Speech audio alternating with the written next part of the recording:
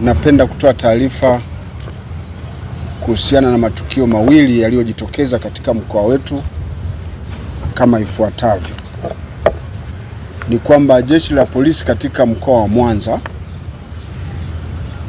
linawashikilia watu wawili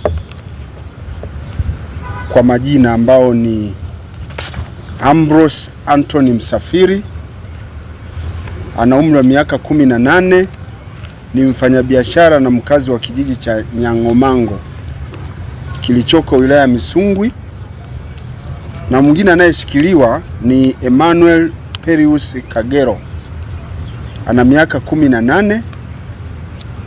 Yeye ni mlinzi ambapo anafanyia shughuli zake za ulinzi kwenye kampuni ya ulinzi ya Wildan, na mkazi wa Mji Mwema wilaya ya Ilemela. Wote wanatokea katika mkoa wa Mwanza. Watu hao wameshikiliwa kwa tuhuma za kutoa taarifa za uongo na kusababisha taharuki katika jamii. Matukio hayo ni kwamba mnamo tarehe 6 mwezi wa 4 mwaka huu, ilikuwa ni majira ya saa 2 za usiku huko katika kitongoji cha Kaseni, kijiji cha Nyangomango wilaya ya Misungwi, kuna kijana mmoja ambaye anaitwa Ambrose Anthony Msafiri. Huyu alitoa taarifa kituo cha polisi cha Misungwi kuwa alikutana na mtu ambaye alimgusa kwenye bega, na kwamba baada ya tukio hilo la kuguswa kwenye bega na mtu huyo ambaye ni mfanyabiashara na mkazi wa hapo Misungwi, lakini wakati mwingine anafanyia shughuli zake Kigamboni, Dar es Salaam, ilimsababishia kupotea kwa sehemu zake za siri.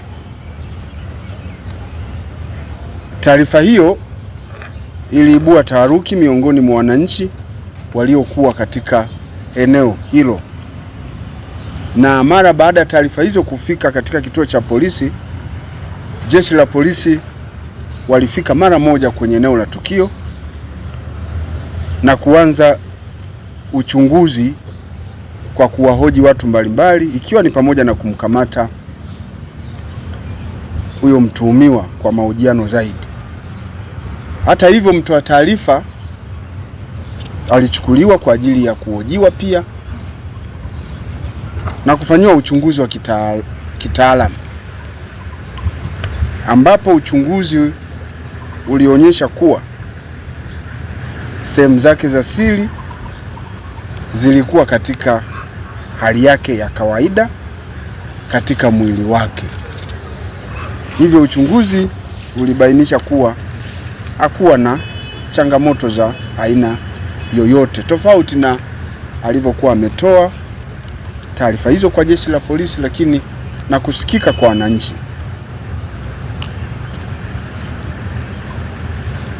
Mtu huyo ameshikiliwa katika kituo cha polisi siku ya tarehe 8 mwezi wa 4 mwaka huu majira ya saa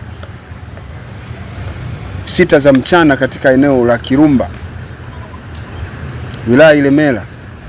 Emmanuel Perius Kagero, miaka 18, mkazi wa Mji Mwema kata ya Nyamanoro wilaya ya Ilemela, alitoa taarifa kwa askari polisi waliokuwa doria eneo hilo, akimtuhumu kijana mmoja aitwaye Jordan Deocras Kabinga mwenye umri wa miaka 21, mjasiriamali na mkazi wa Igogo wilaya Nyamagana, kuwa amemgusa bega na kuchukua sehemu zake za siri katika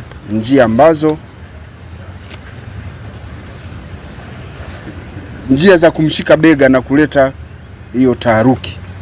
Kutokana na madai hayo, askari wetu waliokuwa doria pia walifika wakamchukua huyo mlalamikaji na kwenda naye kituo cha polisi kwa ajili ya mahojiano zaidi, ambapo baada ya uchunguzi wa kitabibu kufanyika, ilibainika kuwa mtoa taarifa huyo Emmanuel hakuwa na tatizo lolote katika sehemu zake za siri na zilikuwepo kama kawaida. Hawa watu wote wawili imebainika kwamba walitoa taarifa za uongo, hivyo wameshikiliwa na jeshi la polisi kwa mahojiano zaidi. Kutokana na matukio hayo mawili, watuhumiwa hao wanahojiwa na taratibu za kiuchunguzi zitakapokamilika watafikishwa mahakamani. Jeshi la polisi hata hivyo linatoa wito kwa wananchi kuacha mara moja tabia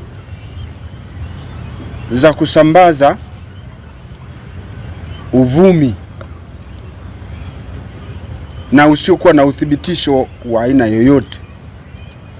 Vitendo hivyo vinaweza vikasababisha taharuki miongoni mwa jamii, inaweza kusababisha kuvurugwa kwa amani ndani ya jamii na kuhatarisha maisha ya watu wasiokuwa na hatia, wale waliosingiziwa kwa uzushi huo, na kuhatarishia usalama wa maisha yao.